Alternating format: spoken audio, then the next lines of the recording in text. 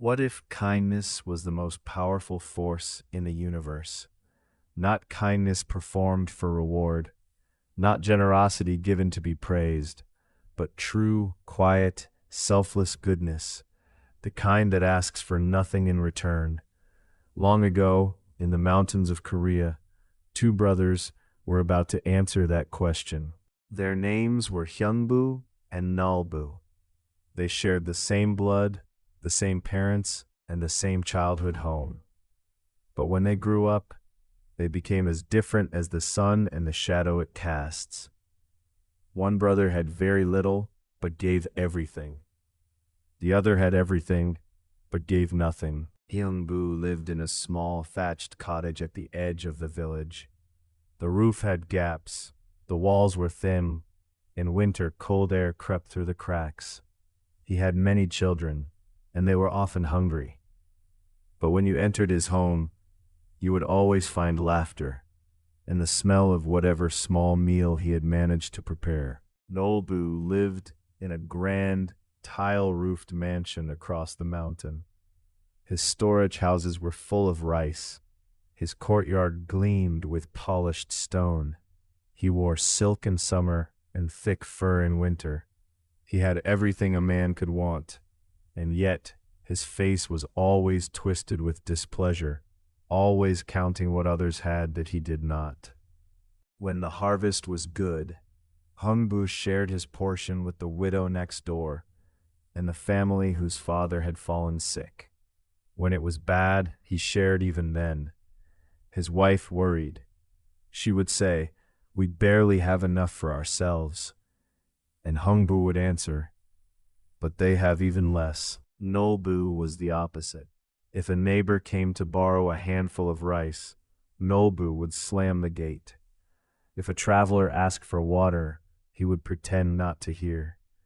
Every grain of rice was weighed. Every coin was counted twice. In Nolbu's world, kindness was weakness, giving was loss, and losing, even a single grain, was something he could not tolerate. One bitter winter, Heungbu's youngest children cried with hunger. He had nothing left to feed them. In desperation, he walked to his brother's mansion and bowed his head at the gate. "Please," he said, "just a little rice, enough for the children tonight."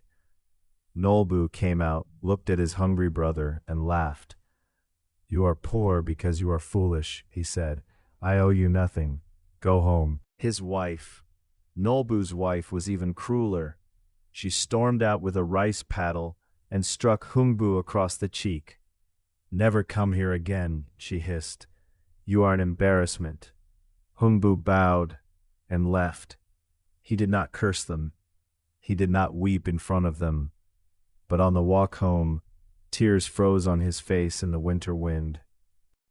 It was Nolbu who had forced Heungbu out of the family home years before, the very home their parents had left to both of them. He had called up lawyers and twisted words until everything was declared his alone. Heungbu had stepped aside, because fighting his own brother felt worse than losing a home.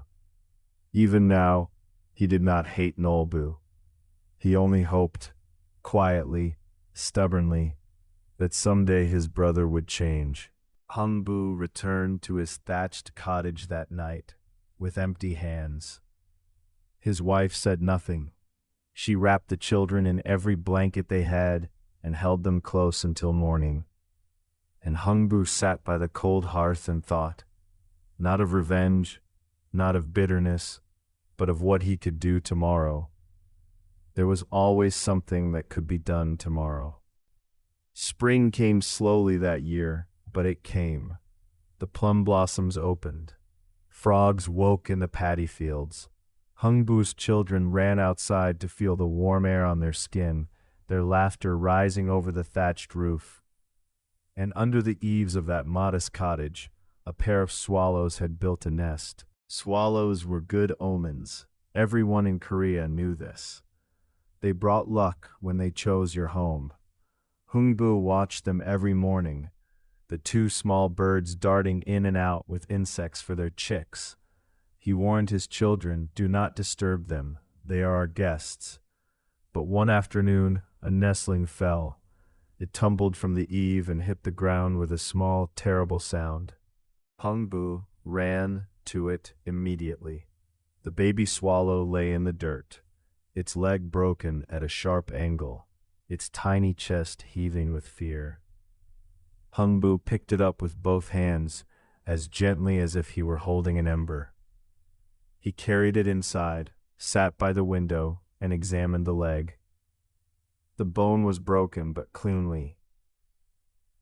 With steady hands, Heungbu tore a thin strip from his own sleeve. He found 2 tiny slivers of bamboo and used them as splints. His wife watched him work. "He is spending half an hour on a bird," she thought, but she said nothing. The swallow healed. Within days it was hopping around, testing the leg, and within weeks it was flying again, short arcs at first, then longer ones, until one morning it shot into the sky and was gone. Autumn came. The swallows migrated south as they always did, and then winter settled over the mountains, and Heungbu forgot about the bird. The following spring, Heungbu was working in his small garden when he heard a familiar sound, a swallow's call, sharp and bright. He looked up. There it was. The same bird, he was certain of it, circling above his head. It dipped low, dropped something at his feet, then flew away. Heungbu knelt down and picked up what had fallen. It was a gourd seed, small, pale, and perfectly ordinary looking. He planted it along the south wall of the cottage, where the sun was strongest. His wife raised her eyebrows. "A seed from a bird," she said. Heungbu shrugged. "A bird I helped," he replied. "Let us see." The vine grew thicker than any vine Heungbu had ever seen. The leaves were large and glossy. The blossoms were white and fragrant. And then the gourds appeared, 4 of them, growing slowly, swelling. By harvest time, the gourds were enormous. Heungbu and his wife stood before the first one and felt a strange mixture of excitement and fear. Where had it come from? What was inside? The first gourd split open, and from inside came a river of fine white rice, enough to fill every barrel in the house, spilling out onto the floor, covering their feet, rising to their knees. Then silk. From the second gourd came craftsmen, real, breathing men who bowed to Heungbu and said, "We have been sent to build you a proper home." And they built one, right then, on the spot. A fine hanok with sturdy walls and a tiled roof, with wide wooden floors and a kitchen that smelled of sesame and soy. By nightfall, the family was inside a new house, warm for the first time in years. Heungbu sat on the wooden veranda of his new home that evening and watched his children play in the courtyard. His wife brought him tea and sat beside him without speaking. The moon rose, the children laughed, and he thought about the swallow, the small broken thing he had picked up from the dirt without thinking, without calculating, without expecting anything in return. News traveled fast in those mountains. By the next morning, the story of Heungbu's gourd had spread through 3 villages. By evening, it had reached Nolbu's mansion. His servants whispered it in the kitchen. His wife heard it in the market. And when Nolbu himself was told that his foolish, kind, poor younger brother was now rich, something dark moved across his face. He could not sleep. He paced his fine bedroom surrounded by silk and lacquer and felt nothing but rage. How? Why him? What did Heungbu do to deserve this? And then, slowly as he paced, the next morning, Nolbu was out before dawn, searching the eaves of his own mansion. He found a swallow's nest beneath the east wall, a perfect nest, with health. He pulled a chick from the nest and without hesitation snapped its leg. The bird cried out, a piercing, desperate sound. Nolbu winced, but did not stop. He told himself it was. Then Nolbu bound the broken leg with cloth. Badly, too tight, too rough, the way a man does who has never held a wounded thing with care. He set the bird back in the nest. His wife watched from the door. The swallow healed, after a fashion, and flew south that autumn. Nolbu waited through the winter with unusual patience. He stopped being cruel to his servants, calculating that the universe might be. The swallow came back. It dropped a seed at Nolbu's feet and flew away. He snatched it up and planted it immediately, in the best soil, in the sunniest corner, with the finest fertilizer money could buy. Nolbu invited the whole village to watch the harvest. He set up a pavilion. He ordered food and wine.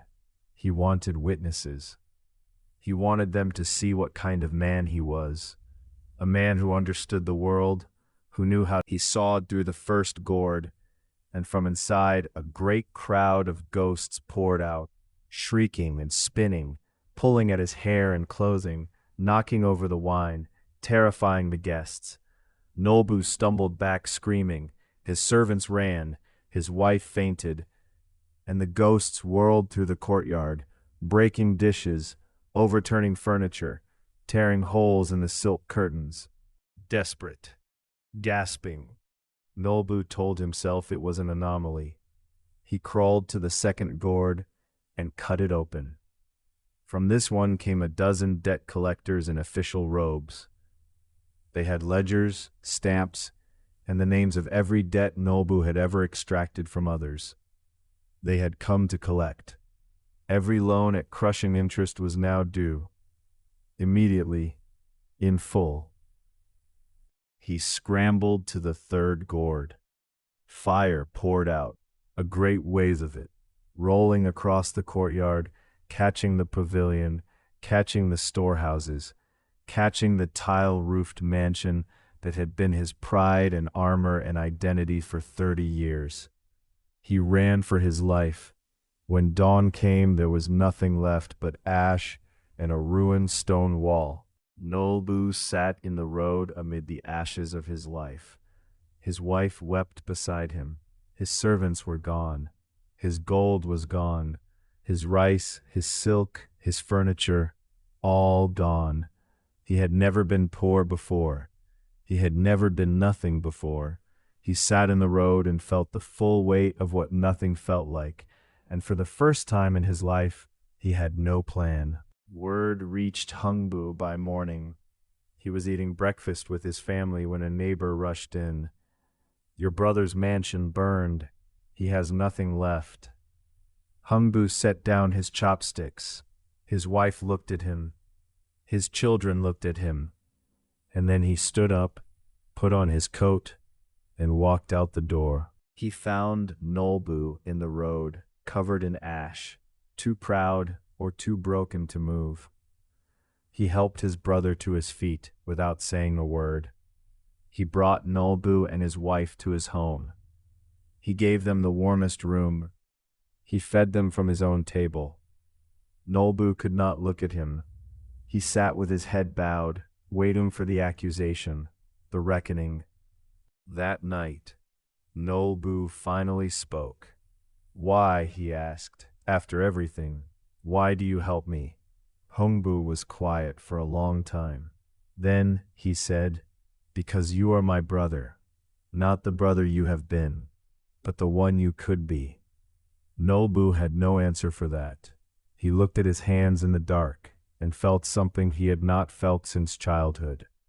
Shame, and beneath it, something that might one day become better. The swallow had known something that Nolbu never learned until that night. Kindness is not a transaction. It cannot be performed or faked or calculated. The swallow did not bring Heungbu a seed because he bound its leg correctly. It came back because of the way he held it, as if its life mattered. That is a quality that cannot be manufactured. And the universe, it seems, notices. Kindness is never wasted. It returns in ways you could never have predicted, in moments you could not have planned, in people who perhaps needed it most of all.